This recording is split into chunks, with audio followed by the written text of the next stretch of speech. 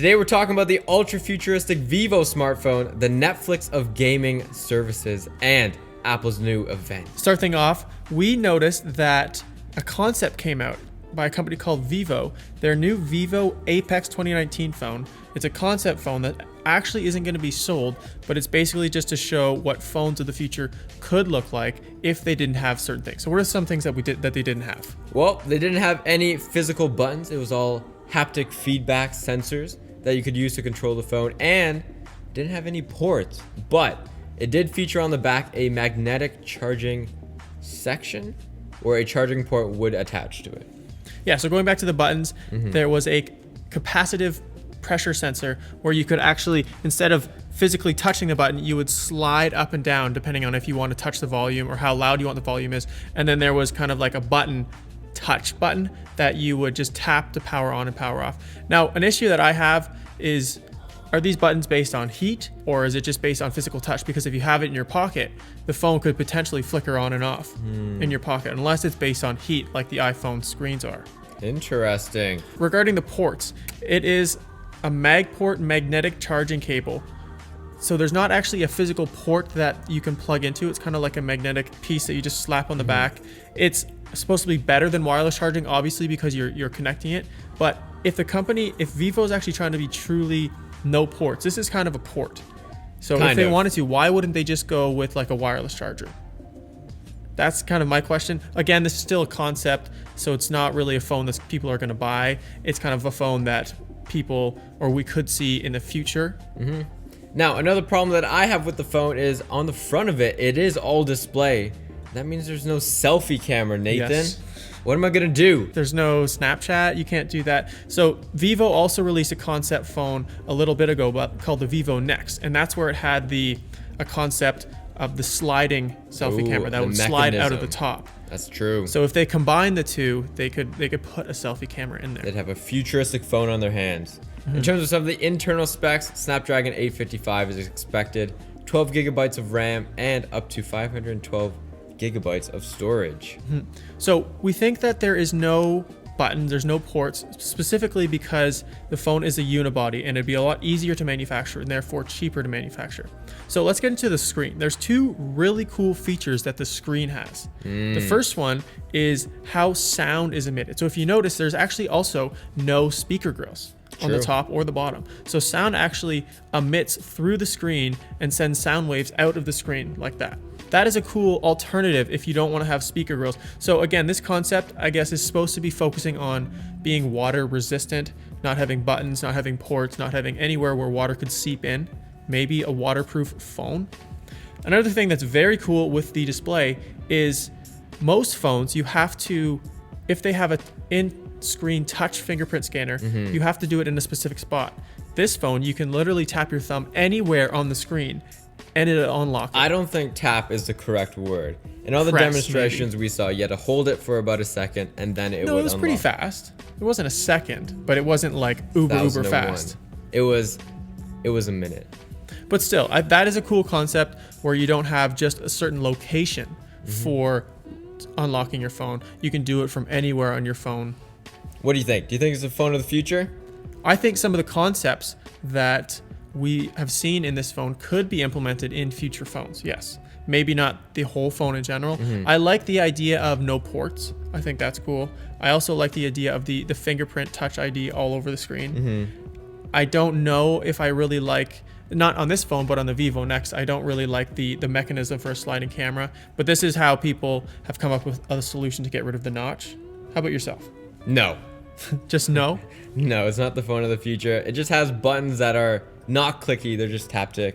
And the screen, meh. I think it's a pretty cool concept. And Vivo is coming out with these new designs to try to move away from the general popular outlook, and they're trying to kind of blaze their own path, which I think is good for them. It shows their innovation. Very good. Now, we're going to be talking about the Google Yeti, also known as the Netflix of gaming subscriptions. It is going to be a rival to PlayStation and Microsoft. Yeah, so Google has codenamed this streaming service the Project Yeti. The most gaming consoles like Sony's PS4 and Microsoft's Xbox, you buy a game and you play that game. But with this new streaming service, it's kind of like Netflix where you pay a monthly bill, maybe $15, $20, and you can play whatever game is available on that service. Yes. So this is a new approach. This is essentially the Netflix of gaming. In a new patent that was just found out, it shows a controller image of what the Google streaming service could look like, and it looks pretty cool. There is a microphone in between the two thumbsticks that could be for voice chat, voice commands, maybe even implementing Google Assistant in the streaming service. On the controller, you're also going to get notifications when a new game is released or when you have an invite to chat with someone. Now, it is expected to be using the existing Chromecast, which you already have. It's only $99, and you're supposed to be able to use that to control your TV. Along with this patent, Twitter user Reps, he made a render of what the Google controller might look like.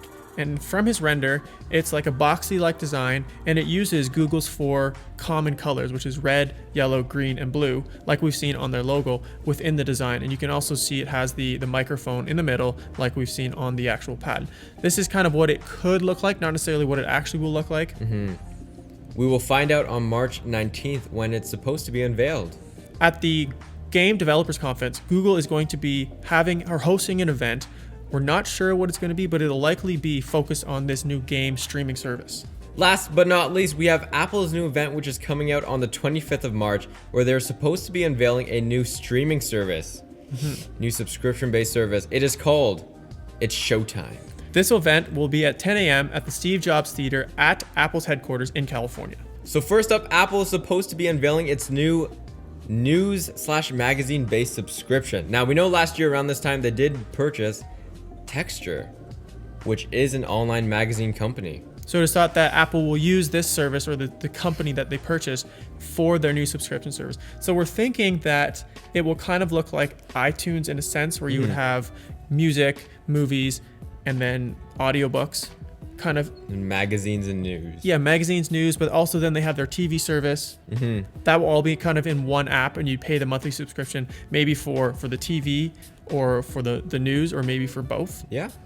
It'll be very cool. A lot of news outlets are actually very excited about this because they have seen a decline in people who have purchased their newspapers. Next up, we have Apple's new TV streaming service and movie streaming service. So similar to Netflix, you're going to be paying a monthly subscription and you get access to all of iTunes, movies, and TV shows.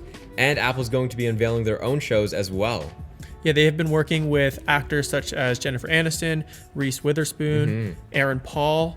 They've also acquired 2 top Sony TV executives. And are also working with TV directors J.J. Abrams and Steven Spielberg on some content that they are going to be creating. So we know the quality is going to be pretty high. They are pretty much going for Netflix's job at this point, which is going to be exciting. Rivalry pushes innovation. Well, I wouldn't say going for Netflix's job. They are trying to tap into that market because it's not just Netflix. You have Netflix, you have Hulu, you have Disney, who's coming out with a streaming service later. So it's all of these companies. We know HBO is also getting into the online streaming. So it's all these companies that are trying to take advantage of streaming services.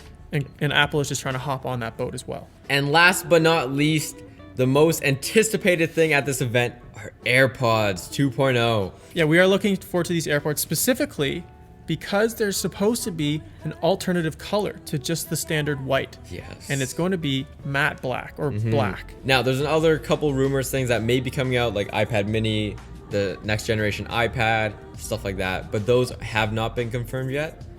It'll be good. And we are really, I would say, at a high confidence level for the AirPods 2. Although this event is just specifically focused on streaming and software, Apple could throw in the AirPods. And they have been known to release technology or hardware at this time as well. Well, these were all the rumors that we have for you guys today. If you want us to check out any rumors, let us know in the comments below. And subscribe if you're new.